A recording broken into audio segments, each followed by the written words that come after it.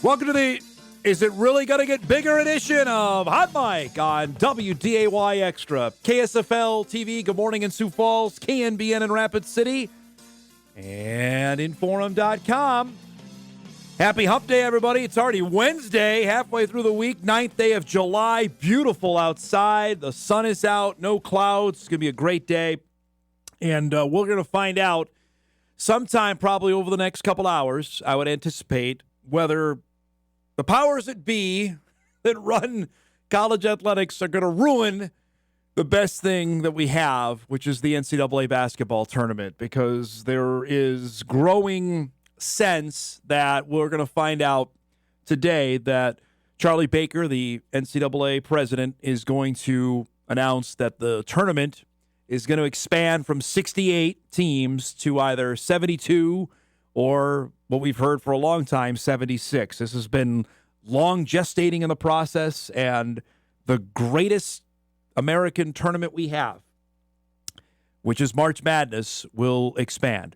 It doesn't seem like anybody is in favor of this in terms of fans. There's nobody clamoring for it, but this appears like it's a fait accompli, and we'll pass along the news. We've got some comments as well from commissioners that I don't believe are going to be affected, mid-majors, including Josh Fenton, the commissioner of the Summit League, which we'll share coming up later on in our program today. Excited about our show. You're going to meet one of maybe the it guys in high school basketball in the state of North Dakota that didn't even play high school basketball last year, that has already earned a couple of offers out of the Minot area. You'll meet him coming up later on in our show. Speaking of Minot, one of the all-time greats that ever graced the high school at Minot High will be here in studio today about taking over as the new girls basketball coach at West Fargo Cheyenne. That's coming up later on in our program. I also got a couple more emails on our topic we dove into yesterday for a brief time on the top college football rivalries. That sparked a couple of other emails on we left out a few. Again, full disclosure, I didn't do the list. The Athletic did it. I was just reporting what was on there. But we'll share those coming up later on in our program today. Also, it's day 2 of Big 12 Media Days. We got a little bit of sound from Chris Kleiman yesterday that will play on the potential expansion of the college football playoff and his experience when they expanded the bracket at the FCS level, which, of course, they did. They went from 16 to 20 in 2013. And then, or 16 to 20 in 2010, and then 20 to 24 in 2013. That's going to come up later on in our show, so looking forward to that. But as soon as I was ready to put the nail on the Minnesota Twins, they've decided to play some better baseball. And we mentioned they took 2 of 3 over the weekend against the Tampa Bay Rays. Now this stretch here at home prior to the All-Star break, with the Pirates coming up this weekend. But first the Cubs, and the Cubs had been up as one of the best teams of the National League all year long. Chicago started with a 3.5 game lead over Milwaukee in the NL Central race. And I told you yesterday, if you watched any of the game, and by the way, the game was over in about 2.5 hours last night. That was a efficient and quick night at the ballpark, if anybody went. The Cubs fans dominated last night. There were a ton there. But they were quieted early because the Twins' bats went to work. Ryan Jeffers with an RBI double to start things to make it a 1-zip Minnesota lead. Royce Lewis would add to it. Nice to see him back in the lineup and producing with a sac fly here. I can't even look at Pete Crow Armstrong. He's a former Met prospect. They traded for Javi Baez. 2-0 Twins. They got some help from their defense. Willie Castro with a nice sliding catch here in the 6th inning into foul territory to keep the Cubs off the board. Same score into the bottom of the 8th. That's when the Twins' bats erupted. Jeffers unloads into the second deck. 420 feet. Makes it a 4-0 Minnesota lead. The drone shots were pretty cool last night if you're watching the broadcast, which I want to get to the broadcast in just a second. They added to it. Willie Castro connects here for a solo homer. Back-to-back. Now it's 5-0 in favor of the Twins. Lewis adds an RBI single, make it 6-0. And Harrison Bader with an absolute moonshot, 446 feet. That is way gone to left center. The Twins score 6 times in the 8th inning to blow open what was a 2-0 game, made it an 8-0 game. They want to win it 8-1, the final over Chicago. Simeon Woods Richardson, another really nice start. Goes 5 innings, allows 2 hits, walks 3 and struck out 4. Kalum, Stewart, Sands, Jackson, Joey Wentz pitched the 9th inning.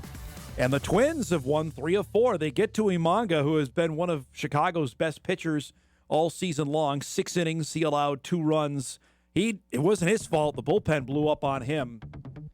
Twins have won 3 of 4. 2 hours and 22 minutes, by the way, for a game time last night. That was a efficient one at Target Field as the Twins get to 3 games under 500. Game 2 comes up tonight at Target Field. Somebody named Cade Horton will be pitching for the Twins, or for the Cubs tonight. Mark of 3-2 with an ERA just over 4. And David Festa with a 2-3 mark, ERA just over 5.5. Be going for the Twins in Game 2. They've been playing well, and that's a good ball game last night. So I'm not going to get too excited on anything. My opinions have already been well stated on what I think should happen with this baseball team, but we'll wait and see. With the trade deadline coming up at the end of the month, and again, where they're at, they're not going to win the division, and they gotta play some unbelievable baseball to start leaping over teams in the wild card race. They are playing better. Talk to me here after we get through the All-Star break and back after it when they're back in the AL Central. Granted, the Central is no great shakes, as we pointed out yesterday on where things are at there. But good win yesterday for the Minnesota 9. Real quick here before we set up the show. We got a lot going on here today. Excited about our program. We mentioned the start of the college football season unofficially began yesterday with the talking season. Big 12 media days going on of all places, Frisco, Texas. I'm a little disappointed in the assembled media yesterday, at least for the press conference part, that no one asked Chris Kleiman, about returning to Frisco. He's been there more than anybody else that's been in that building. Nothing about game. It was really generic stuff. They asked plenty about the season opener, which is the Week 0 game in Ireland. And I'm hopeful we're going to get Chris on sometime in the next couple weeks before they start fall camp, because they start earlier than anybody because they're playing a Week 0 game. I remember his feelings about Week 0 when the Bison played it in back-to-back years in 15 and 16. He was not a fan of that. That was staying in the country, let alone going to Ireland. I think we asked him about it when we saw him in Frisco in early January, because he and his wife Rhonda were about to go over in February for a visit to get the lay of the land. They're playing in the same stadium that the Vikings will play in when Minnesota plays over in Ireland in late September, early October. But Kleiman was asked about yesterday the expansion of the college football playoff, which we've put a moratorium on that subject. We're not talking about it. It's the hot topic that's going to dominate all media days over the next 3 to 4 weeks, whether it's Big 12, SEC is next week, the Big 10 comes up at the end of the month, ACC is in there as well, on what the future of it is, going from either 12 to 16, 12 to 14, staying at 12, whatever. And his relationship with the FCS playoffs and the expansion of that bracket. This is what Kleiman had to say yesterday. I think a perfect landing spot would be 16.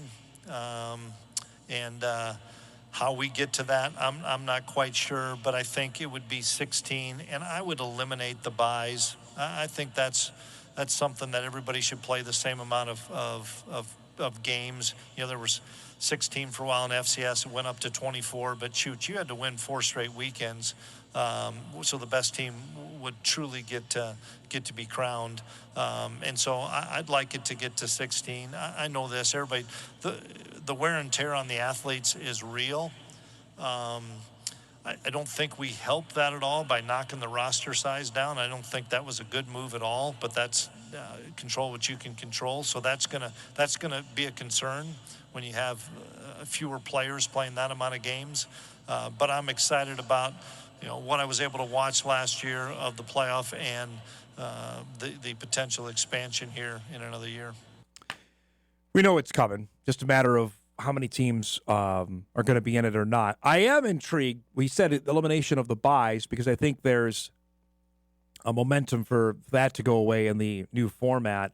Remember, this past year, there were teams that played in the first round. The top four didn't play until the quarterfinal stage, and they had to win 3 games to win, which Ohio State played that opening weekend. They won all 4 to win the national championship last year. I think, knowing full well, though, in the FCS, there are the top 8 that get byes out of that first round, but his point still being you still have to win 4. If you play that opening weekend, you got to win 5, which Youngstown State is the only team to play in that opening weekend since it expanded to the 24 teams in 2013 and make it to the title game. Youngstown in 2016 played that opening weekend, then went all the way, won in Eastern Washington in the semifinals before they lost to James Madison in the title game that year. That's the only time that's happened. But I think his point is well took, that you win 4. That's the way to do it. And they're eventually going to get there. The hemming and hawing about it is overbearing at times. And I think for those that follow this over the next few weeks that are into college football, want to know what's going to happen with the future of the sport, it will become a topic you'll probably want to mute on your Twitter device, because just tell me when it's over. Because I'm pretty much at that spot. Much like we're going to talk about the NCAA basketball tournament, because we've been hearing about this for the last little bit, that you're just, whenever it's done, tell me, and figure out a format, and let's go with it. Everybody wants to have their say on it. So that's the latest there. Colorado, Deion Sanders will speak today. The other 8 teams will be at Big 12 Media Days. I know Cole Wisniewski was actually there yesterday.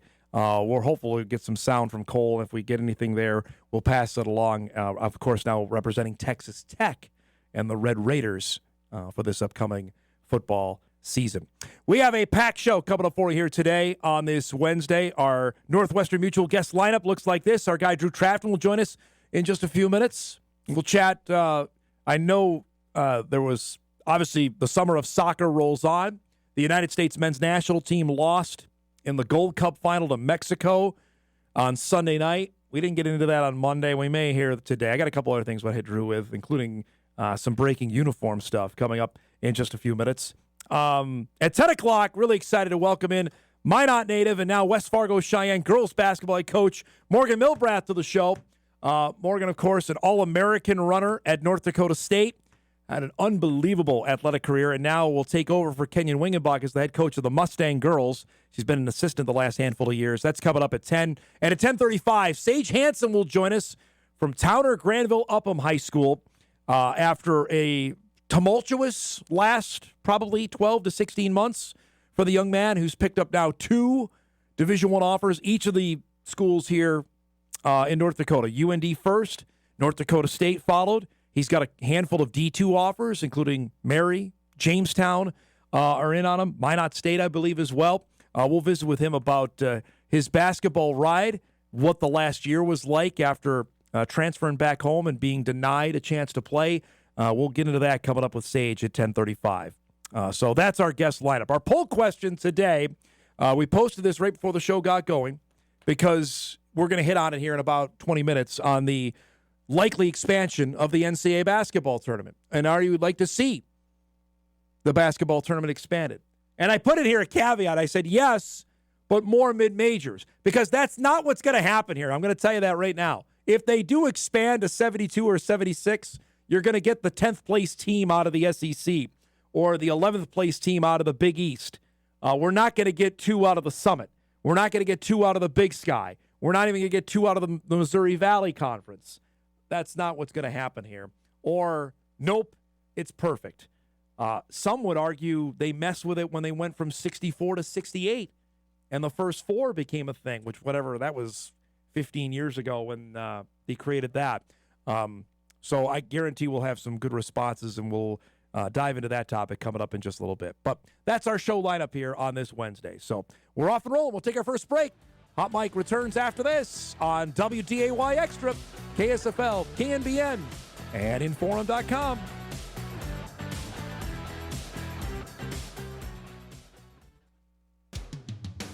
The biggest Seahawks, Sounders, and Mariners fan in the FM area. It's time for Views with Drew. All right, here he is. By the way, my Aunt Carrie, your biggest fan. I saw her when I was back in New York, passed along, how's that she was like, I told Drew, I said hi, can't wait. I love watching him on the show. So, you know, your fan support in New York continues to swell and grow. Yeah. So I've got one fan in New York, and that gives me one fan total. Come on now. It's great to see you. How you been? Hey, I've been doing okay. Now, you unfortunately ran into the maelstrom at I don't know. I've been home for about 2 hours, so I saw you at the Azul Hornbachers in Southmore at about 3:30. We just keep meeting there. You know, it's like we're not planning it, but it just keeps happening. And the weird thing is, we run into each other there at different times of day. Yes. It's like it's like totally random times. It'll be like, okay, I guess we're synced up. Yep. So, you got and asked, hey, how was your trip? And I'm like, what? Verbal vomited on you, which I apologize immediately on that. I'm glad I was there because that I mean, you turned me off to flying for it. I've heard that now from a couple of people, which is not what I wanted to do because when it works, it's great. Yeah, it's the best thing ever. But when it doesn't, it ain't fun at all. Man. I missed your appearance last week. Did you and Sam get into your favorite conference expanding back into Utah? No, we didn't. We didn't touch on that at all. So Southern Utah is back in. Your buddies in, which remind everybody that in conference realignment, nothing is ever done. No. Nothing is ever like, we're done with them. Apparently, there's no bridge burns. At any point. So Southern Utah and Utah Tech are back in to make this. They're full members as well. Yeah. So that brings the league to 11 full members and 13 football members. That's what the league looks like. That's just full membership. That's not counting Cal Poly and Davis, who obviously are in the league for football. Yeah, and I was kind of curious about that. Montana played Utah Tech last season, and I knew they're not good people. No, they're not good at all. They're not good at all. But they're laying the groundwork for something there. I think a little bit. They're really trying to grow their program, and I know a couple guys who went down there for the game. And Utah Tech was really trying to sell the Montana fans on like, hey, we're trying. Is that right? Yeah, and it was kind of like I wondered. It was like inkling in the back of my head. I'm like, are they trying to get invited to the Big Sky? Are they trying to show this thing off? And I know the guys I knew who went had a fantastic time, and so it's that's St. George, Utah, is where Utah Tech is really located. Pretty area, I think there's a lot of golf had. I bet. I've been to Cedar City, where Kolpeck will swear by the best golf course of one of the favorites ever played. Yeah. The man never works, I swear, but that Cedar City's pretty as well. Yeah. But again, not good. No, Southern Utah was half decent in football last year or 2 years ago. Yeah, I think it was. Yeah, it was. I think it was 2 years ago. It wasn't last year. It was 2023. They were okay. It's just like one of those things where it's like not a. I mean, it.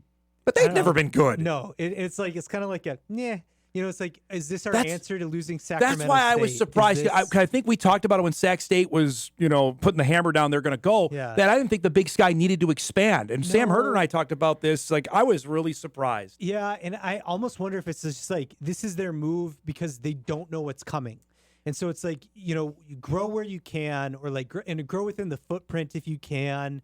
And it's just like, but it's like, it's so uninspiring. And it's like, it doesn't move the needle at all. Right. This is just to add. And you're running the risk of just watering down your conference even more. Because it doesn't help you for football. No. It doesn't add anything there. No. Unless you're worried that somebody else is going to bolt. Right. I mean, and that's my thing. It's like, okay, so who do they think is the only one I can think of is Northern Colorado. Yeah. And they would gladly escort Northern Colorado out the door. Right. You know what I mean? Like that's because the Summit League is still sitting there looking for a even number. They're at 9 to get to 10. And obviously, if you get in the Summit, you're automatically in the Missouri Valley Football Conference. But I don't think there's any desire, right? Northern Colorado and the Missouri Valley Football Conference. They just added Murray State. Now you're going to go to UNC? Like, what? Awful.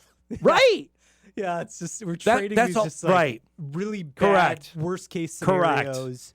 And it's that's why I was surprised that the Big Sky ended up going down that road. I was a little bit too, and I don't know the way the Big Sky tried to sell it was like, hey, these schools are really investing and they're really going to try to be players. And they're jumping through all these hoops to get there. The only thing that they're doing is they're adding it's not for football, it's for the Olympic sports. Right, yeah. Because to make sure the Big Sky facility and to make sure that the Big Sky stays NCAA eligible for men's soccer or volleyball or softball. So they keep, because losing Sac State plays all those sports. Yes. So losing them, that hurts in terms of that. For sure. And that's why it's not a football. It's certainly not a men's basketball move because they're not good in either one. That's what they're doing here is strength in numbers, and that's all it is. I don't know if it's strength. Yeah, it's numbers, right? But that does seem to be playing such a role in realignment, for sure. I'm gonna look because there's a couple sports I'm sure. Let me look here. Athletics on Utah Tech that they sponsor because that's what I was like. Oh, the Summit might be interested. In them, this is the sports that they play. Baseball, that's a biggie. Now, obviously, the Big Sky doesn't sponsor baseball, so I don't know what Utah Tech's going to do there. And I guarantee you, the Summit League would say, "Come on in, we'll take you." Yeah. They play men's soccer. That's a biggie as well because the Summit League. I don't know if the Big Sky sponsor men's soccer. No, right? Nope. So there's automatically two sports there that the Big Sky doesn't sponsor.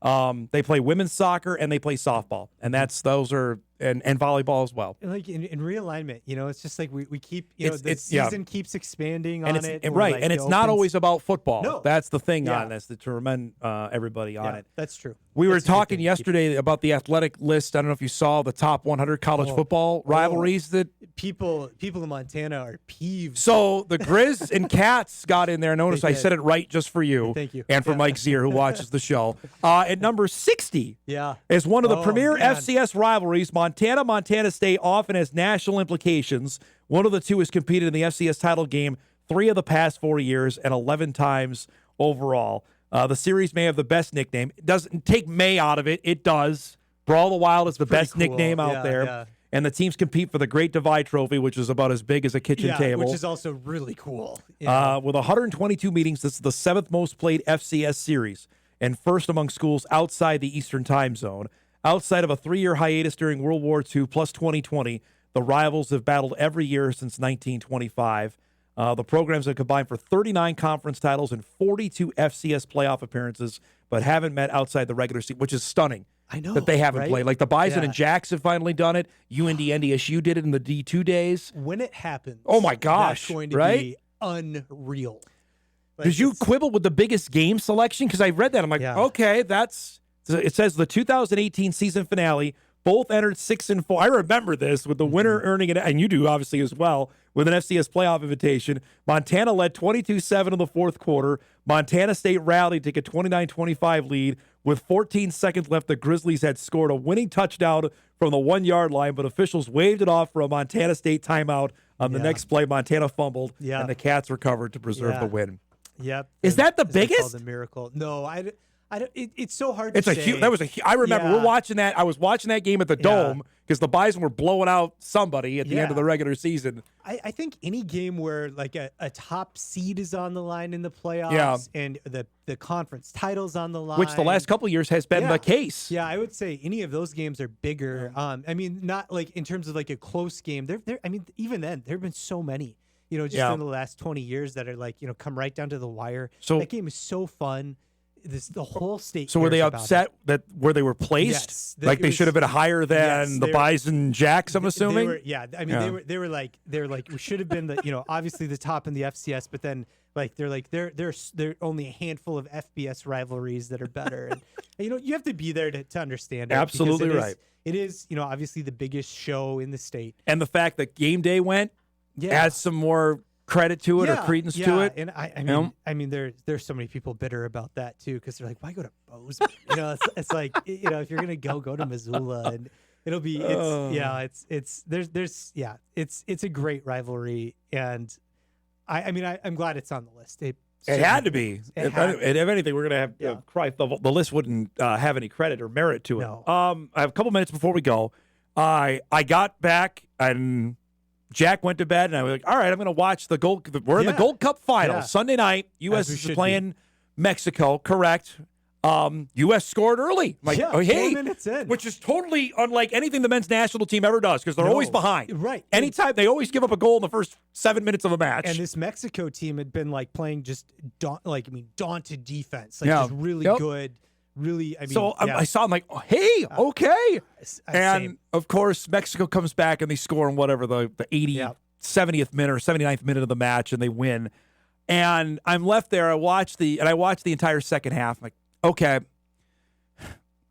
do I feel any differently than I did heading into this tournament? And I know the Fox people were certainly trying to make me feel better about it. Lexi Lalas was trying to, and which he never does that. He's never a spinner. Right, He'll actually tell it exactly like it is, which I appreciate about him.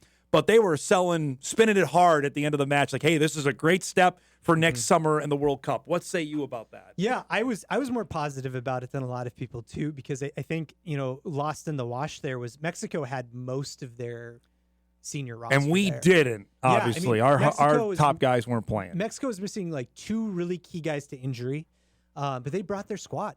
And the U.S. did not. We had, I think you could go 8 or 9 deep saying we didn't have our like best, at least 6 or 7 players there.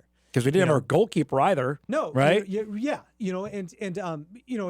Freeze played, and he was great. He won the penalty shootout again. I forget against who. Guatemala. Yeah, and so and it was like, so this is very much like a developmental roster, and you still, even with the developmental roster, the floor and ceiling for the Gold Cup is just, it's right there. It's the Gold Cup final.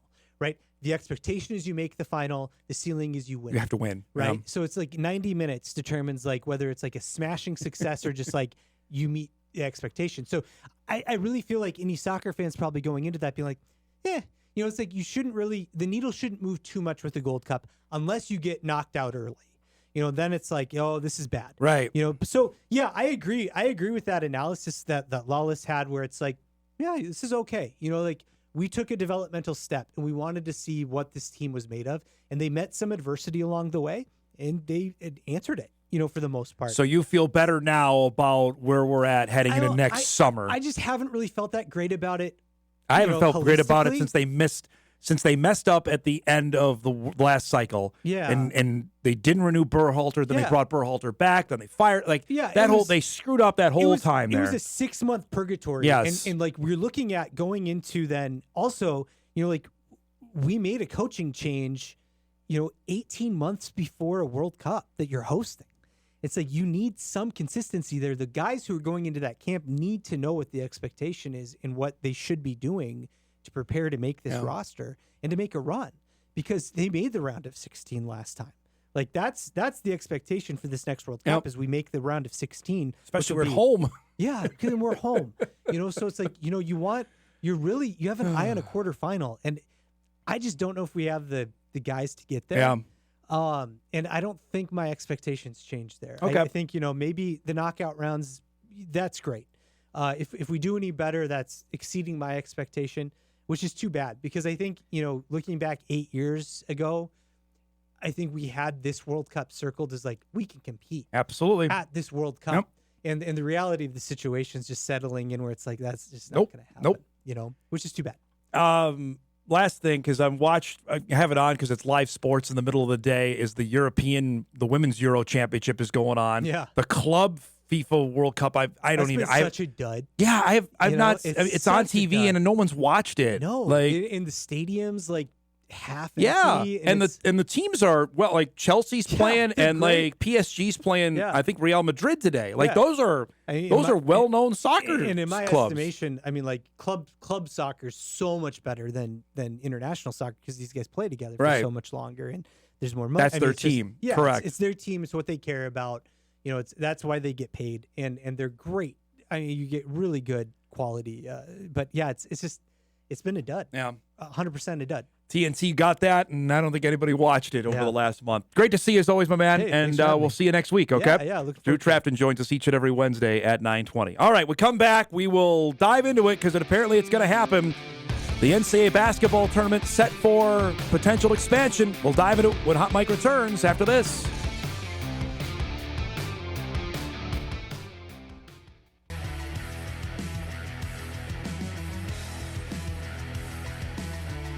Welcome back, everybody. All right, thanks to Drew Trafton giving us a few minutes there. Appreciate that. All right, we've saved the time now, and we got Morgan Milbrath coming up here in about 25 minutes. Excited about her visit to dive into the potential expansion of the NCAA basketball tournament and what could be announced either later today or tomorrow. The Division I Men's Basketball Committee is meeting in Georgia this whole week. It's annual summer summit, but everybody is fixated on the one topic, which is the potential expansion of the tournament, something that's been bandied about for the last, I'd say, decade at least. There was the old number thrown out of going to 96, which immediately got shot down by media and coaches, just that, no, that's not going to work. But they've landed on either 72 or 76. And that's what we could find out later today. And you haven't heard anybody clamor for this outside of probably some nervous athletic directors or fidgety coaches that are worried about their job status, frankly, about expanding the tournament. And there hasn't been like, well, we've got to go from 68 to 76. We've got to get more teams in. And the great Matt Norlander, who covers college basketball for CBS Sports, wrote a tremendous column, and he went into a ton of numbers about access, and it's never been about that. It's never been about trying to get more teams in. This is about the power conferences being able to flex their collective muscles and say, we got 12 teams out of 16 into the tournament, and we got 13 of our 18 in, because that's who it's going to benefit. Seth Davis, who does a great job covering college basketball, has for a long time for Sports Illustrated, and now has his own website. Of course, he's on CBS Sports college basketball coverage, spoke with numerous mid-majors, which I think is the best way to go about this. And I want to read, he spoke with Josh Fenton, the commissioner of the Summit League. And this is a text exchange that Fenton had with Davis. Fenton said, my answer, yes, in favor of expanding, assuming the unit values of the basketball performance unit and equal conference funds don't change, and he put in parentheses, hopefully grow, and the bracket structure that currently used remains. And he said, why? 2 reasons. The percentage of D1 participating in the tournament is currently under 20%. D1 membership growth has come without much expansion in the event, and the opportunity to give more student athletes a chance to compete on that stage while showcasing their university and college is a good thing. Okay. Again, the percentage of Division I participating in the tournament is currently under 20%. And the membership keeps going. Norlander completely blew that out of proportion. He says, consider there have been 91 Division I teams added since 1984, 40 years. 91. Those schools have a total of 168 NCAA tournament bids.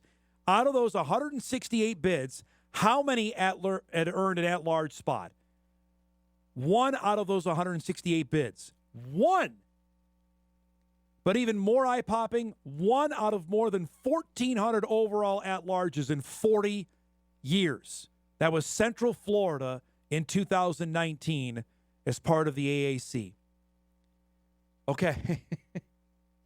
1 at-large spot out of the 91 teams that moved up to Division I. I know it's a lot of numbers here, folks, but that's not good. You want to know how many D1 schools added since 85 and won a first-round game or later? In 2,520 games. The answer is 19. North Dakota State is one of those 19. 19 out of 2,500 games. Well under 1%. Bison, of course, were added up and brought in 2009, and they won their game in 2014 against Oklahoma. So why is this going to happen? And I go back to what we talked about at the top. The powers that be that run it, and it's not the NCAA. It's the SEC, the Big Ten, the Big 12, the ACC. They want to see more of their teams in it, and that's what you're going to have. So if this does get signed off today or tomorrow, you're going to see that. The question I have is, the bracket is perfect. When you see that bracket come out on Sunday night at 6 o'clock, and that second Sunday in March, it's the perfect, it's 64 teams. It's laid out beautifully. That's why every pool that anybody does, it doesn't start on Tuesday. Nobody acknowledges the first four as the beginning of the tournament. They acknowledge Thursday. That's why all your picks need to be in by 11 o'clock Thursday morning. Nobody acknowledges that the first four on Tuesday and Wednesday is the start of the tournament. And what you're going to have if you go to 76 is more of those games. And how does that work with now a 64-team bracket? Like you're just messing with something that doesn't need to be messed with. I'm all for access, but this is something that I don't think any. If you were going to expand it and guarantee the mid-majors are going to get 2 spots, right? Then we can have that conversation. To have like the Drake team that won 31 games a couple years ago, right? And lost to, or Indiana State, the Indiana State team that won 30 some odd games 2 years ago and lost in the Valley Championship game and didn't get in. They would get a spot, then okay, I'd say let's go. Or, take, for example, in our own backyard, that South Dakota State team a couple years ago had the Jacks, when they went unbeaten in the regular season, lost to the Bison in that conference tournament championship game in 2022, I want to say. Or 23, that they would have still gotten in. Sure. Sign me up. Jeff Jackson, who's now the commissioner of both the Missouri Valley Football Conference and the Missouri Valley, told Seth Davis, totally in favor of adding 8 teams to the tournament. We asked him about that when he came on the show. We asked him about this topic. I believe the depth in college basketball warrants a larger field. I also believe the aperture for selection is too small due to that depth. You can use my name. As an aside to the unit value, I'm not convinced that the unit value has to stay the same or increase for this to occur. It would be helpful and easier if it did, but the value to our campuses manifests its ways that go way beyond just the simple value of the unit. He said something similar to me when he was on the show, when we had him on in May or early June, about taking over as commish. And his experience with it, his league used to routinely get 3, sometimes 4 teams into the tournament. And obviously they lost Creighton, they lost Wichita State. Those were 2 of their home run hitters in the Missouri Valley Conference. But I mean, think of one of the more memorable runs over the last 15 years was Northern Iowa's run to the Sweet 16 with Ben Jacobson in 2010. Right? I mean, they've had dominant teams the last couple of years. Indiana State 2 years ago. Drake this past year was fantastic. Great story from Ben McCollum, who got the Iowa job out of it. Those are, if you're telling me we're going to get more Stephen F. Austins into it, we're going to get what Oral Roberts did and made the Sweet 16, nearly made the Elite 8 in the Wild COVID tournament of 2021, I'd say let's go. Absolutely. But we're not going to get that. It would be completely antithetical of what we've heard, that they're going to add a 16 and 14 Mississippi State team that finished 9th in the SEC. They'll get in now. Which, by the way, those teams weren't even taking bids to the NIT over the last couple of years. Now we're going to get them on Tuesday, and you think more people are going to watch? No. If you were to say, we're going to add maybe the teams taken out of the Valley and the Summit and the Horizon and the Big Sky and the Atlantic Sun and the Northeast Conference and the Patriot. Then you might say, okay, here's some schools that typically never get on national television, certainly in this kind of format. Then you might have a chance to attract some more eyeballs, potentially. Here's a couple other numbers just maybe to roll to the back of your head. Over the past 10 NCAA tournaments, there have been 362 at-large bids. In that time frame, the Missouri Valley has received 3. 1 in 2015, 1 in 2016, 1 in 2021. That's it. I mean, the SEC last year got 13. Year before that, they got 7. Year before that, they got 7. Big Ten in our own backyard. This past year, the Big Ten got 7 at-larges. Years before that, 5, 7, 8, 7. That's what you're going to get. Gopher fans, if Nico Medved gets you to 17 and 15, you might get in the NCAA tournament now. You can put that on a banner and raise it to Old Williams Arena that you made the NCAA tournament in 2026 with a 17 and 15 record. That might keep a coach's job, might keep an AD's job, might get you an extension, might get you a bonus. But that's all we're getting. We're not getting the great stories of it. So we'll wait and see. I'm convinced it's going to happen. Email comes in. Don, I've been watching college basketball since Lou Alcindor was playing at UCLA. Back then, they had 32 teams in the tournament. Then they went to 48, then to 64, and now 68. Every time they added teams, people said they're going to ruin the tournament. And here we are now. Like you said, it's still our greatest tournament. Every year when it ends, I say, gosh, I wish the tournament went another week. I guarantee you, if the tournament goes to 126, it will still be the greatest tournament we have. Even if there are more Power 4 teams, it will still mean more college basketball tournament games to watch. The only difference is it will last longer and make more money. I feel the same way about college football. Go to 16 already. How can more college football playoff games be a bad thing? Love the show. Appreciate the email. I would dispute that because I think it's perfect as it is. It was perfect at 64. 68, okay. College football, we only had 2 for the longest time. Then we went to 4, which took an act of Congress. Then we went to 12 for 1 year, and then we're going to go to 16. That seems okay. But the fighting over this seems silly. But it's likely going to happen. And if anything passes, we'll pass it on here over the next hour and 10 minutes of our program. All right, we'll break. We'll come back, wrap up our first hour. Morgan Milbrath, new Cheyenne girls basketball coach, on the way, coming up in our second hour. Back on Hot Mic on this Wednesday morning, right after this.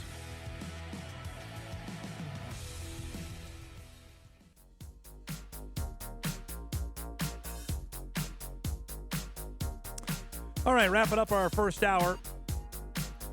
Got sucked down a YouTube wormhole yesterday. I don't know what I was looking up.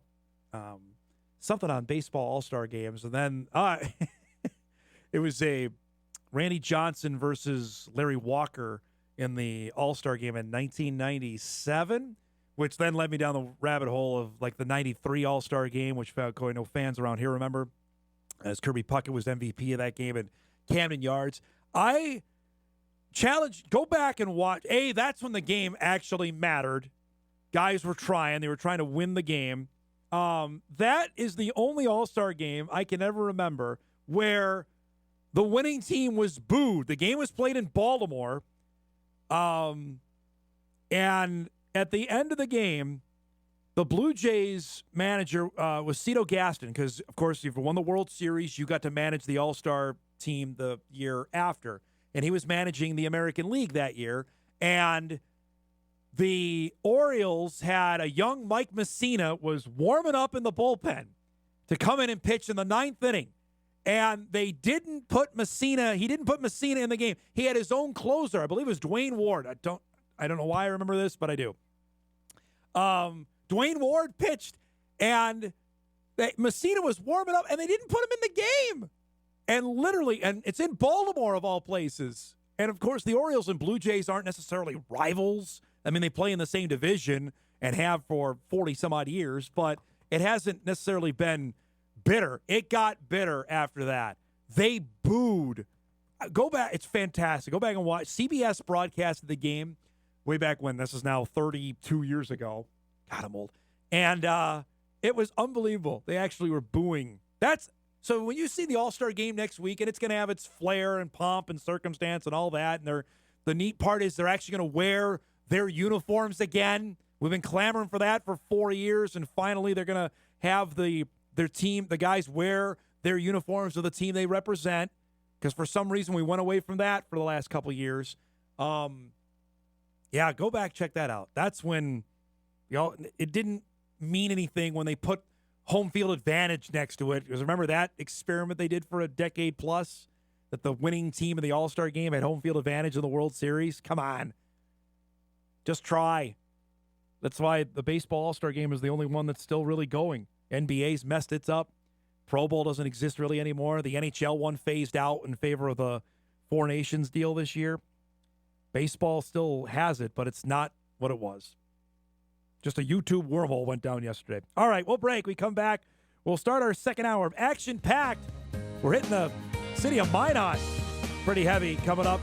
Morgan Milbrath will join us on taking over as Cheyenne's new girls basketball coach. That's coming up when we come back. This is Hot Mike. Hot Mike. On the networks of WDAY. Here's Dom Izzo. All right, welcome back, everybody. Hour 2, ready to rock and roll here on a Hump Day Wednesday. TGU's Sage Hanson will join us about a half hour, chat about his burgeoning basketball career. But we're really excited to have our next guest in studio, who I've covered now. Gosh, I'm old I'm talking about old again, for the last 15 years. And now is the new girls basketball coach at West Fargo Cheyenne, is Morgan Milbrath. Congrats, by the way. It's great to see you. Thanks for coming by. Yeah, thank you so much for having me here on the show today. You can go ahead and get there. You go. That's perfect. Thank you. Yep, thank you so much for having me on the show today. It's awesome to come in and see you again. It's been a long time since we've got to see each other. Yeah. So you've been Kenyon Wingenbach. How long you been assistant? Like 4 or 5 years? About 4, yeah. Okay. I've been an assistant for about 4 years prior. Tell me about getting into coaching and why that was the road you decided to go down. Yeah, so I went to college to be a Phi Ed teacher, and I always knew sports was a passion of mine. I loved it. It just is something with my body, my brain that makes sense, and I knew I wanted to teach and coach. And even as a little kid, when you look back at my stuff, my mom says on all those little first grade, second grade things, oh, yeah, I want to be a teacher. I want to help people. I want to be a coach. I want to do something with sports. And then now we look down the road, and here we are. But in all honesty, I think I got to give Stevie Keller a little shout out. My first basketball coaching job actually was with Stevie Keller. I was his is that volunteer assistant for one of his kids' teams right out of college. I didn't know that. That's fantastic.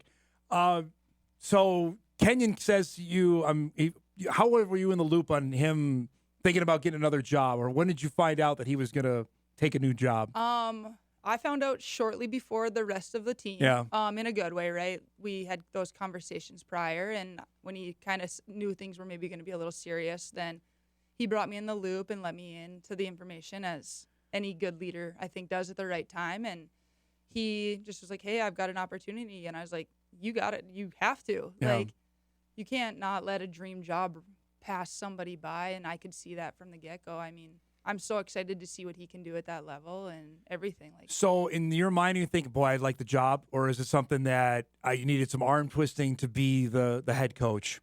That's a really good question. And I think maybe sometimes when you follow such great people like Kenyon, and then there was Hints before him, who have set really good standards and cultures and expectations of that nature, that you got to check in with yourself first and be like, hey, can I do this too? Can I set that high standard and hold these people accountable and these athletes and help them in the classroom and help them in life and on the court? And I think that I did personally reflect first, and once I knew that I could do that, then I was ready and it was go time. The fact that you've been around the girls, you've been in the program for the last 4 to 5 years, how big a deal was that?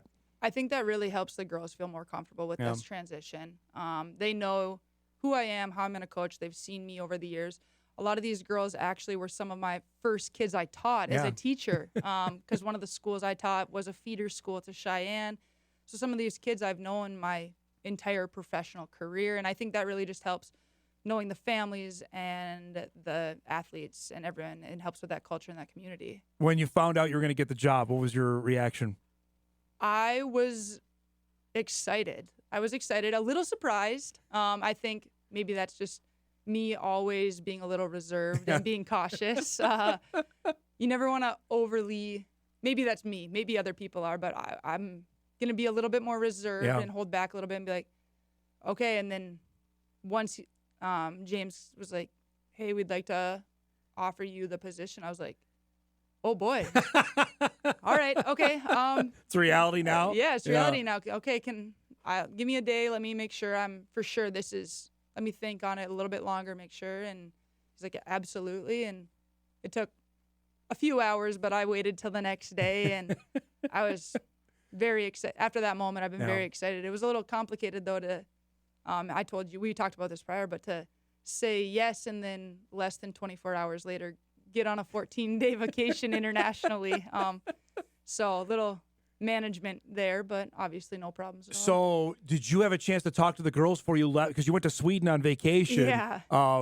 Did you have a chance to talk to the girls before you left, or is that something you did when you got back? I formally have not technically sent my email. I did see the girls right when I got back. Yeah. A majority of them. We had team camp the very next day. So I got off the plane on Sunday, and Monday morning, 6 a.m., drove to Bismarck and had a nice little team camp with a good chunk of the program. Yeah. We had probably a third of the girls there with us. So the news broke while I was gone. I did not get to see them, but I plan to send out a formal email with some open gyms and some other things here later this week. Maybe they're watching here, so you can. This is your formal. They know you, but this is your maybe your formal introduction here. Yeah. Describe. I've always asked this for assistants that then move over to take the head chair. What do you think will be the biggest challenge or biggest transition for you from going from assistant to head coach? Sometimes it's just as simple as that role with the athletes, the relationship, right? Last year I was the person they could come to and confide in all the time because I didn't have to make all of the hard decisions. Now this year those decisions come from me, and so maybe that sense of relationship might change a little bit. Hopefully not. I hope I have a good relationship with all the athletes still, and it continues through their career, and that they can come and communicate with us, and the door's always open.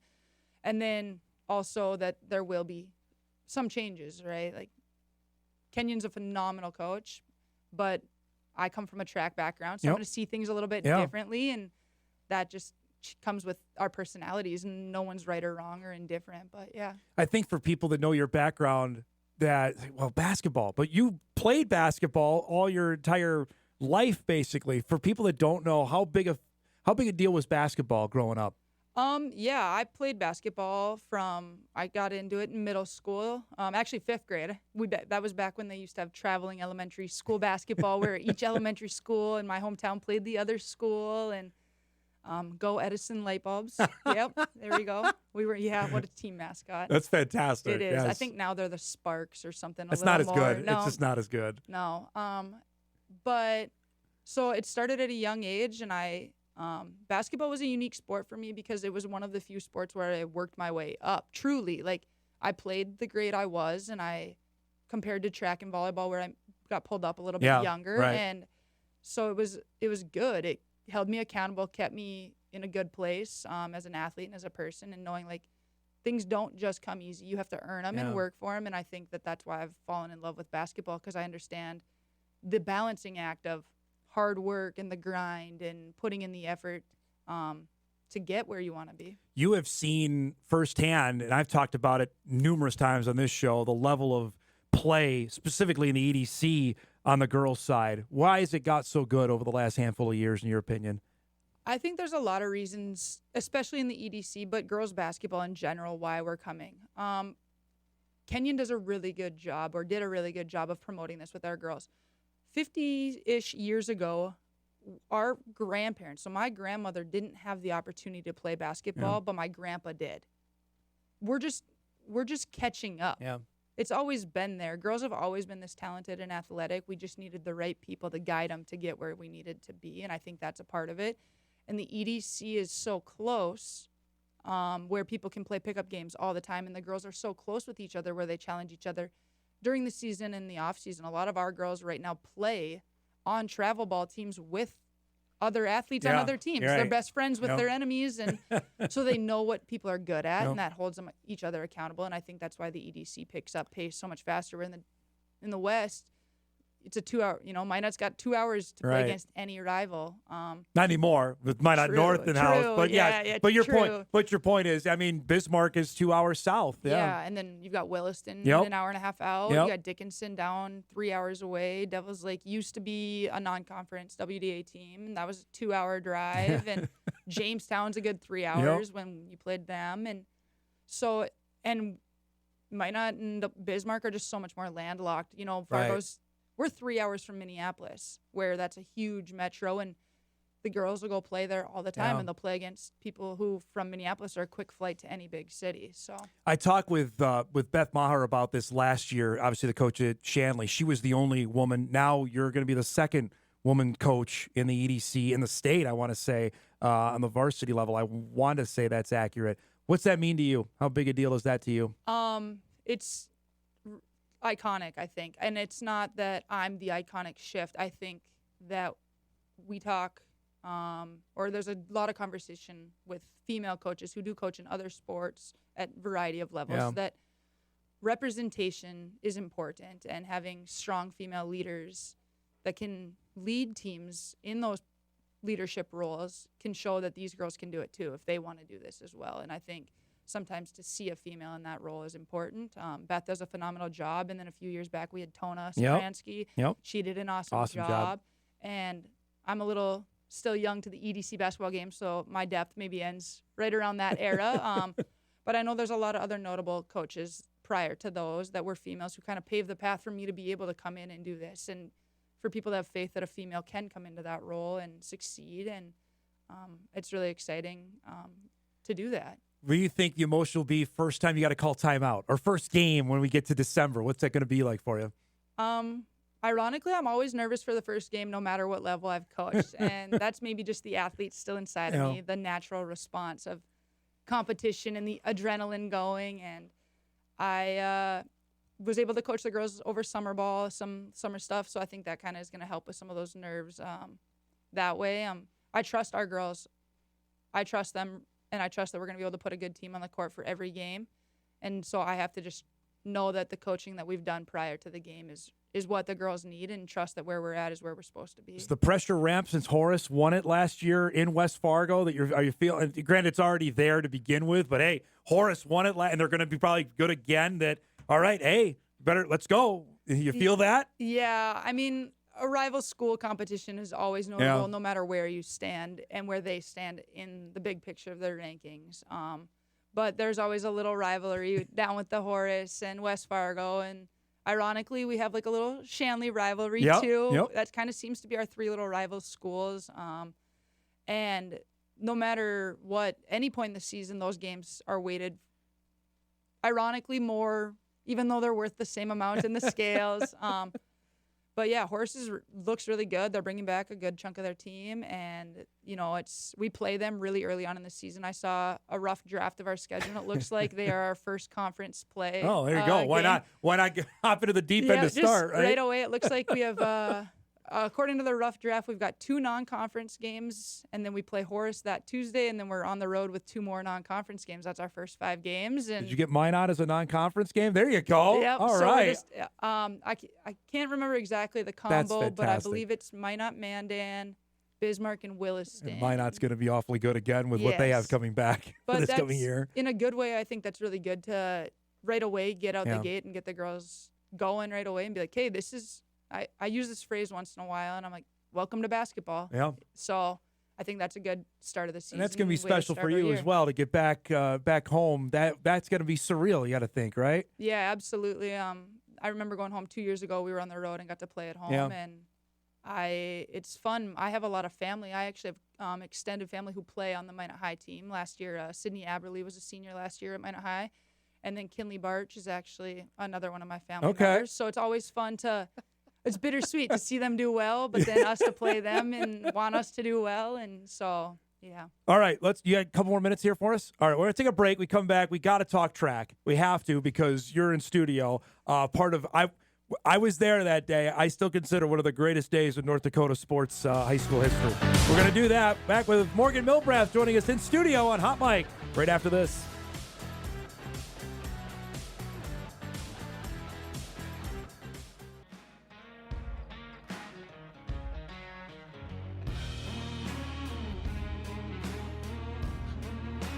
Welcome back, everybody. Morgan Milbrath joining us in studio. All right, you got to put this to bed because we were talking about this before you came on. The quickest way from Fargo to Minot is what? Because I've done 94 over to Bismarck and then I've done up to Grand Forks and then over on Highway 2. I have not done the middle part of the state. So you're a Minot native. You got to settle this. Depending on the time of year, the weather I think plays a big factor into this. Farming season matters.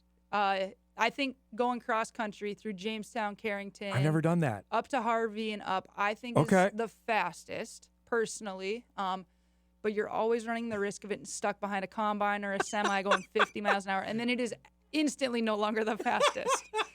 But it's a nice little rural drive. How fast can you do it? That way? I think like just under 4 hours. Really? Just under 4. But then consistently I can Grand Forks and down or up, whichever way you want whichever way you're looking at it. Our operations manager and I did that.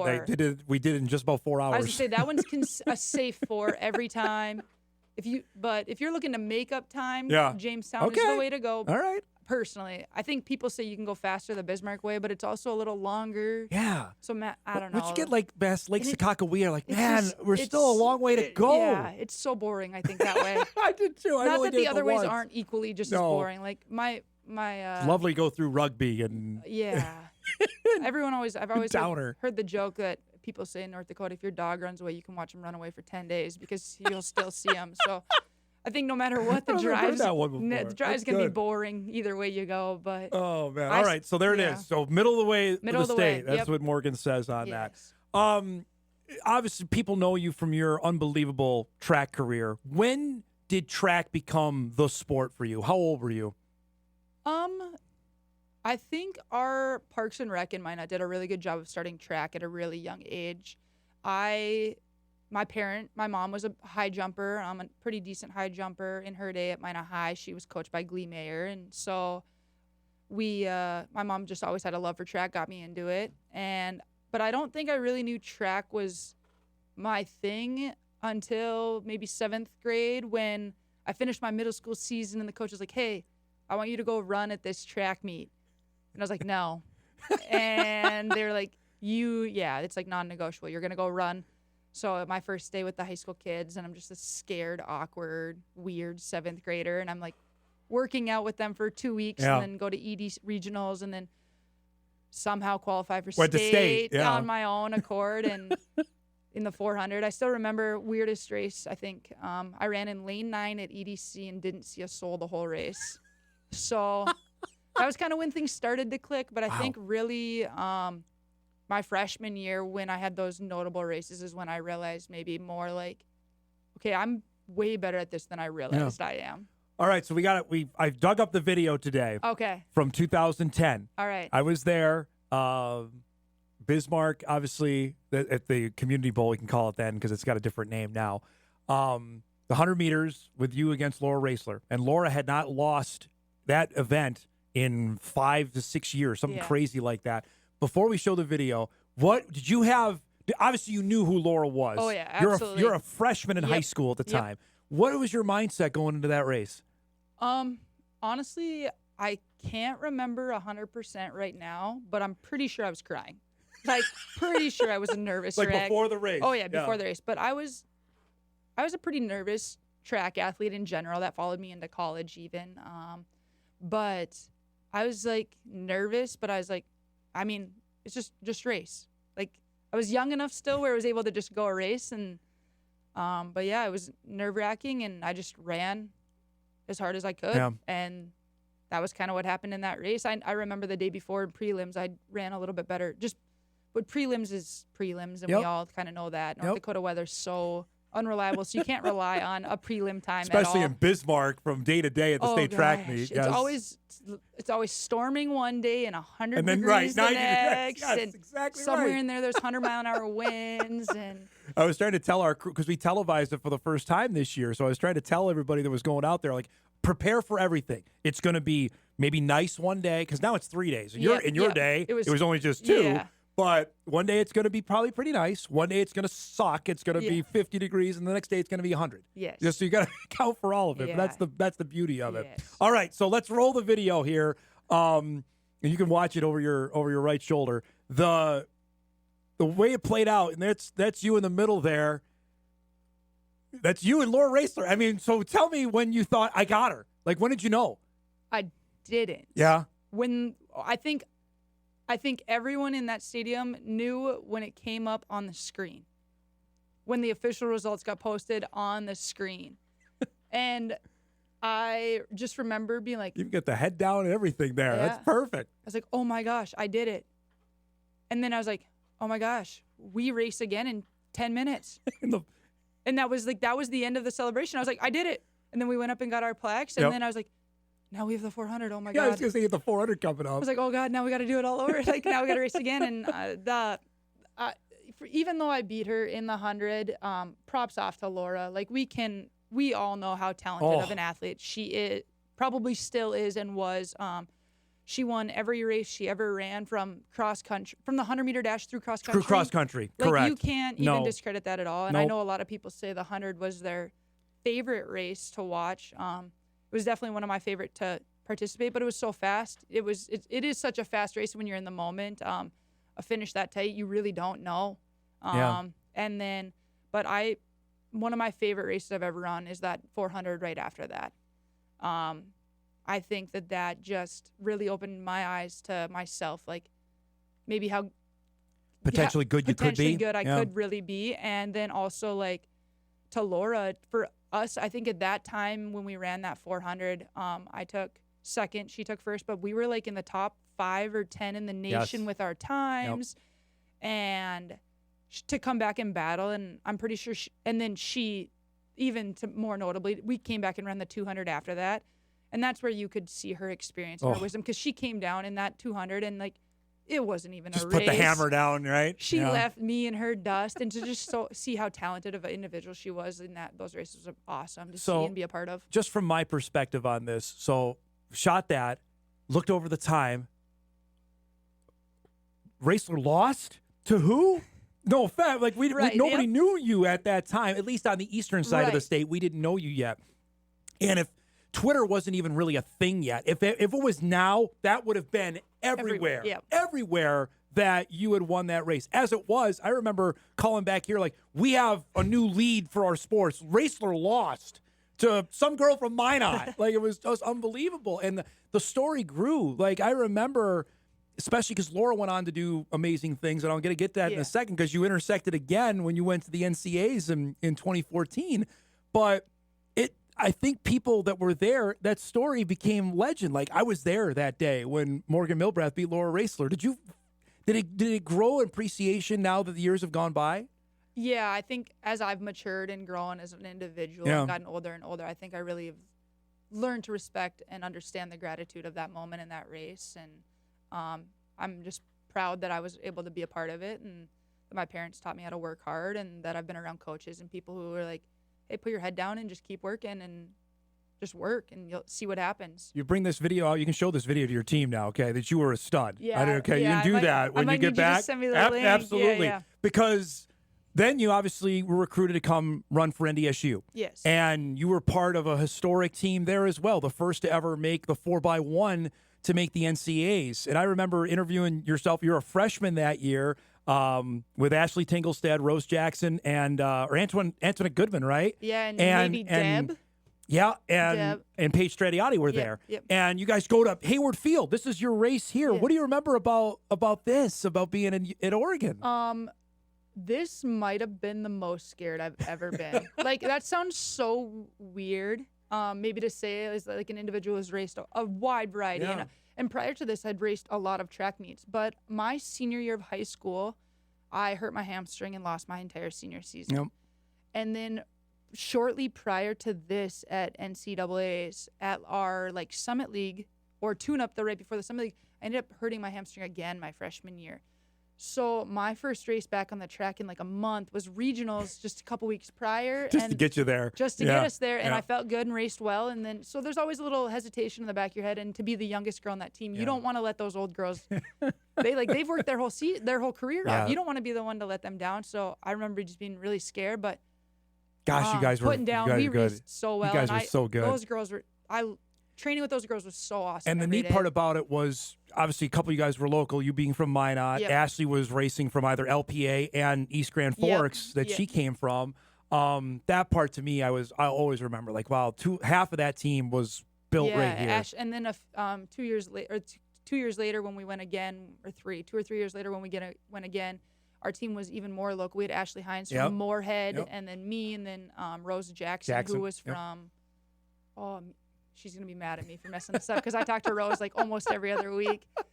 But she was from a small town in Minnesota as well. And then she ended up going to Detroit Lakes for a few years. That's right. And then we had Melissa at the time, and she was from Winnipeg. And so we just had like everyone was within a couple hours of Fargo, and it was just a true little local team.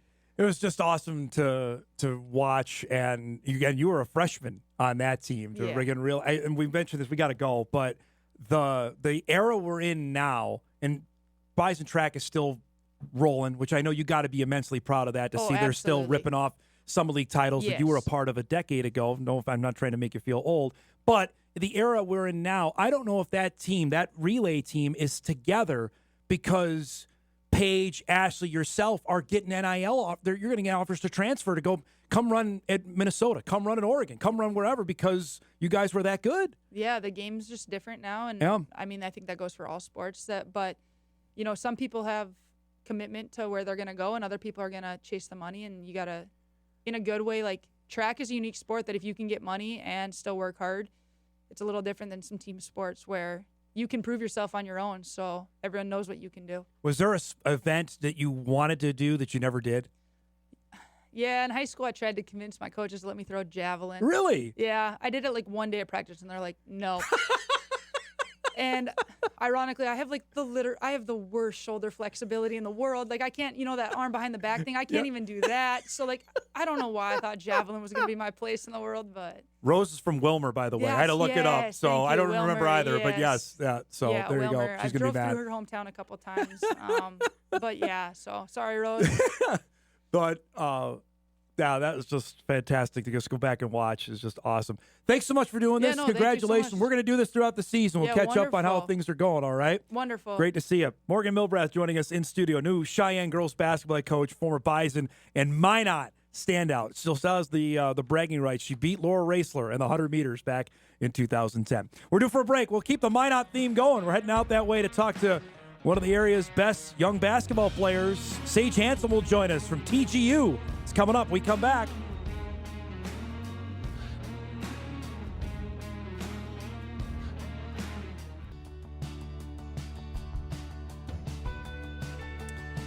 Welcome back, everybody. Fast-moving Wednesday show in our final half hour here. We'll keep the Minot theme going, at least right around the Minot area for our next guest. As we're keeping an eye on some of the up-and-coming athletes in the state, and our next guest is certainly that, who's already earned a couple of Division I offers, each from the North Dakota schools here. University of North Dakota and North Dakota State each offered basketball scholarship offers to our next guest, who's got the height, 6'9", dunking, blocking shots all over the place, and has an interesting backstory to tell us from Granville. I got to make sure, is it Town or Granville or Upham? Let me get it right, Sage. What town are you from? I'm from Granville. Granville. Okay, I don't want to get anybody else upset up there. Sage Hanson joins us this morning to discuss what's going on with his basketball career and potential at the next level. It's great to see you. Thanks so much for doing this. And just give us the last little bit here. The phone's been ringing. Offers have come in. Division I offers have come in. What's that been like? It's been a lot of fun. It kind of all came out of nowhere. I had a big break in recruiting until now, and now it's starting to ramp up, and it's been a lot of fun talking to all these coaches, kind of getting different perspectives and kind of seeing what the whole recruiting process has been like. It's been a ton of fun. Can't complain. So Coach Sather went and offered you a couple months ago. Give us the backstory and how that all came about. So basically, I just finished up like one of my first tournaments, and he shot me a text and he said, "I want to give you a call later." He called, talked to me, said he was pretty interested in me, that he was going to come watch me at the Chicago Prep Hoops live period. He saw me there, said he wanted me on my way back from Chicago. I was driving. He said, can you stop in Grand Forks, come on a visit just real quick?" So I was like, might as well. Went on the visit with him, had a great talk with him, and he offered me. So were you going into that thinking, hey, this may happen, or what was your mindset going into that before the offer came? I didn't have any expectations at all offer. I just kind of went in just excited to just even have him watching there at that tournament and have him take me on the visit was just even more exciting. So it happens. What's the mindset with driving back home? Oh, we're all pumped. My family is all excited because my sisters went on the visit with me, same with my parents. So the whole car was just amped.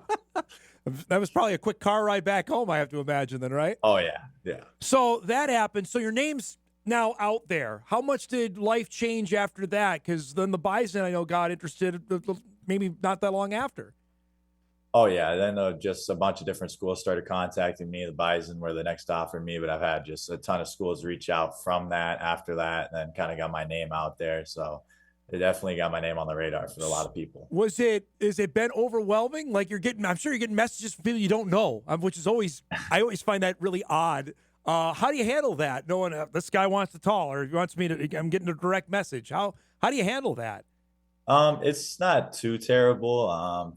I do sometimes I do get a little nervous. Like I don't know these guys and I'm talking to them for the first time. Yeah. So, I get a little anxious in that way, but it's also just a lot of fun kind of hearing everyone, like learning all these different people and like connections. So it's been a lot of fun, really. Give us we're going to show some highlights here of your game. Describe your game out there. What kind of player are you on the floor? I'm a kind of a spacer. So I'm like a stretch four, I'd say. I can attack the rim off of closeouts. My biggest game really is just attacking closeouts, either with, if they don't have their hand up, I shoot the three. If not, I can attack the basket. I'm a lob threat, so fast breaks, I go for lobs. We have plays set up for me for lobs. And on the defensive end, I'm just mainly a rim protector, a big shot blocker, but I can guard 1 through 5. So if they need that versatility, I can go on a guard or I can guard the big guy, just kind of whatever is needed of me to do. I kind of just do it. At 6'9", when did the growth spurt happen, bud? Did it gradually, or did it just like, bam, one day you wake up and I'm 6'9"? It was kind of gradually from like basically 8th grade till now. I kind of grown 4 or 5 inches a year, really. How many pairs of shoes you've gone through then over the last couple of years? I'm curious. Oh, tons. I would have to say probably 50, 60 pairs of shoes. Holy cow. So now here it is. Like, you're getting ready for your senior year coming up. This is now, people think you can play Division I basketball. That's a reality. How has you adjusted that okay, I can play, somebody believes I can play at the next level? It's kind of been interesting because like I can like always imagine like the dream was always D1, but it never really hit me till now. And now everywhere I go, it's just expectations of continuing that. And I kind of like that. I like the pressure of everyone seeing me. If I have an off game, I know I'm going to hear something in my ear about it, but I just know that, hey, that's what people see me as. The expectations are high now, so I can kind of live up to them. You play for the North Dakota Phenom as your AAU team. I know Carter Evanson from Horace, who just committed to go play at UND, is one of your teammates. Describe that and I guess going into tournaments around the country, do you guys do you get any respect being from North Dakota, or does that not come with it? It kind of depends. Like at some of these Minnesota tournaments, we played at these teams like tons of times, like the Fury and some of these other teams. But for like tournaments, if we go to like Chicago or we go places where those teams haven't seen us before, sometimes we do get a weird look. Like all the refs are like, "You're from Dakota? Like which one?" I'm like, we have to kind of tell them. They kind of just don't really realize that. They're waking up. There's actually some ballers that play up here. Exactly. What is that? I guess that like then to maybe go out and play and maybe show some guys, hey, we can play. Exactly. Yeah. It's kind of fun to really kind of hear like especially the refs. It's kind of funny. It's not really the players, like, but it's the refs that we kind of go and surprise a little bit. So it's kind of interesting talking to them and being like, wow, I didn't know. I'll have to follow some of you guys. I'll have to check out North Dakota. Just kind of interesting to go and show people that, yeah, we do indeed have ballers. Obviously, I think some people know your name of what went down last year, and I wanted to give a forum to you to talk to us about what went down. That you went and played in Utah. Then I know your dad had some health issues, and you transferred back. Give us your perspective on what went down over the last 12 to 14 months. Okay, so basically, I got a call from a coach at Wasatch Basketball Academy who plays in the EYBL Scholastic League. He said, "Hey, we'd love to offer you a scholarship to go play for this prep school in Utah, and we want you to come play for us." So I thought about it.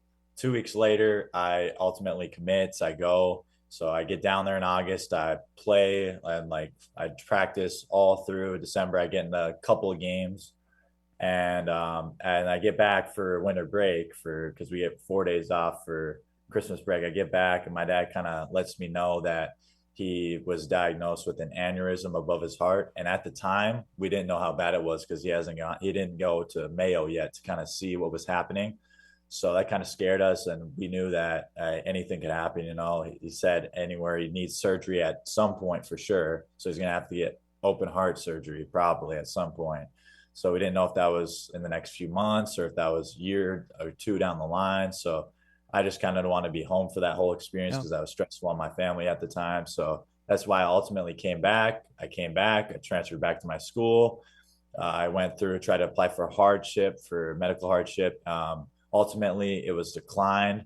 So I was not able to play this year for basketball varsity-wise. I did play a little bit of JV during that time. But now, ultimately, I have to wait till January 2nd to be able to play varsity basketball again. Describe that of going through the process and then finding out you can't play. What was that like? It was definitely hard to hear. Basketball is always just a big thing for me. And going through a hard time like that, not being able to go and play varsity with my friends that I've known for years, and they were just really excited to have me back on the team, and just not being able to play with those guys, I was just kind of a little devastated. But at the end of the day, I just was able to practice and kind of watch and help coach on the sidelines a little bit. So that was fun in the end, but I wish I could have played. So now you mentioned you still are ineligible till January. Frustration with that? This is your last go around. This is your senior year of now. I know the season doesn't really start till December anyway, but the fact you have to miss the first month, what's the emotions with that? It's definitely a little frustrating. Obviously, I want to play all the basketball I can because I only get to play high school basketball once, and being able to miss out half my junior year and then the beginning of my senior year is a little frustrating. But luckily, our athletic director did a great job. He scheduled all the games he could for after that eligibility time. The only ones we have are the required tournaments and then that Dale Brown Classic. So I was really happy to hear that he did that for me. When you actually get back on the floor, what's that going to mean to you? What do you think the emotions will be like? Oh, it'll be exciting. I know I'll be super anxious before my first game, but I know I'll be excited because I haven't played at in high school for a while, so it'll be kind of nerve-wracking, but ultimately I just can't wait to play. You feel like, Sage, there are more eyes on you now, knowing full well, just back here in North Dakota, that what's happened over the last couple months to say, okay, how good is this kid? Yes, there's definitely been a lot more eyes on me, and people have a lot more questions about kind of who I am. Every time, even when I go to the Y, I get a lot of questions. People kind of try to size me up, see who I really am. So it's been very interesting kind of seeing the progression and seeing people kind of see who I am as a player and try to gauge whether I'm good enough for their expectations. Are people challenge you in pickup now with a Y? Is that what you're saying? Oh, yes. All the time. How's that going? Well, it's been all right. I mean, they kind of understand now that, hey, I actually am legit. At least I hope so. But that's fantastic. I've not heard of that before. That's pretty good. But expectation wise, do you have it in your mind when you want to make a decision, or just what you have a timeline laid out for the next few months? Yes, I do want to make a decision in the early fall, a little bit after school starts. I kind of have that timeline set up because I don't want to be thinking about it my whole senior year. I want to kind of just make a decision, be happy with it, and then live out my senior year happy and then go to college. Well, I really appreciate the time and opening up on that topic. It's good to get some clarity on that. Have a great rest of the summer, bud. We'll catch up down the road, okay? All right, thank you. Sage Hanson joining us from Granville, North Dakota, plays at TGU and might be the next big thing in North Dakota basketball. A couple of offers out there from UND and the Bison. We'll keep our eyes on him going forward here over the next couple months. We'll take our final break. We'll come back. We'll wrap things up, get you ready for a busy Sports Wednesday. Hot Mike will wrap on WDAY Extra right after this.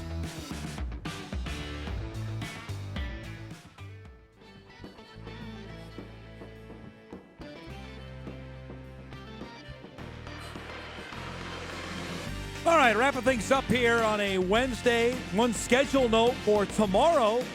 NDSU Athletic Director Matt Larson will join the show 9:30 tomorrow to discuss the House settlement and where things go from there. That's coming up tomorrow, 9:30. Looking forward to that conversation to just, I think, get everything on the table of what happened, what went down, what will happen as much as he can tell us going forward, and maybe potential expansion of the NCAA basketball tournament, because there's a decision that will be coming, whether it's today or tomorrow, from the D1 basketball committee on that. So that's coming up on the show tomorrow. Looking forward to our conversation with Matt. Always some good stuff there that we normally can glean out of that. Maybe we can get some football scheduling news as well. Our poll question today, going back to our topic that we spent earlier in the show on the potential expansion, and this was a boat race, probably expected this. Would you like to see the NCAA basketball tournament expanded? Nearly 80% say no. It's perfect, which has been my 2 cents on this as well. Sometimes more isn't better, you know? I think we're okay with where we're at. Whatever they end up deciding, if it's 72 or 76, what is those first couple days going to look like? How do they filter into the main bracket? It's gonna be different. And are you gonna even watch? What's the percentage of people that actually watch the first four?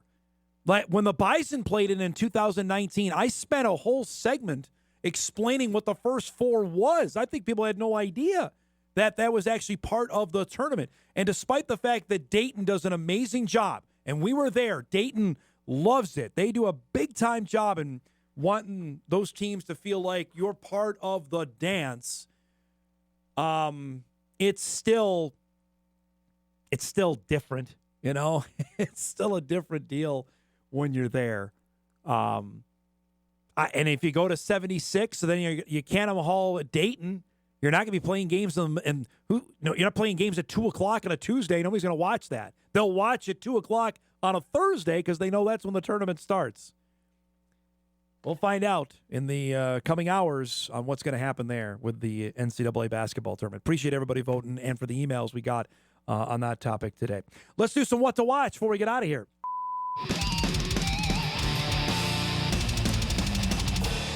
What to Watch is sponsored by Northwestern Mutual. We appreciate their sponsorship of our show each and every day. Cubs and Twins coming up today. We got Game 2 of that set from Target Field, 6:30 on Twins.tv. Again, they're doing it without a play-by-play guy. Provis is off, so they had the three analysts. They had Trevor Plouffe. They actually had Pablo Lopez in the booth last night as well, with Glenn Perkins and Justin Morneau. As a play-by-play guy, I feel like I have to speak up for us. They still need somebody talking about it. If we have more time about it, we'll set aside maybe some audio on this tomorrow to get what people's reaction of this has been. But they're doing that again tonight and then again tomorrow, 6:30 tonight. Wimbledon continuing. We're in the quarterfinal round.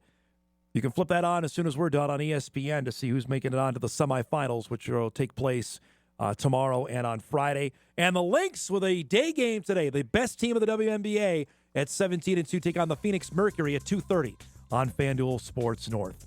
We got to roll. Thanks to our guest today, to Morgan Milbrath, to Drew Trafton, and to Sage Hanson. If you missed any of the show, you can podcast it later today at Inforum.com. You can watch a full replay on WDAY+. Everybody have a great Wednesday. Enjoy the beautiful weather, and we'll see you back here tomorrow on Hot Mike on WDAY Extra, KSFL, KNBN, and Inforum.com.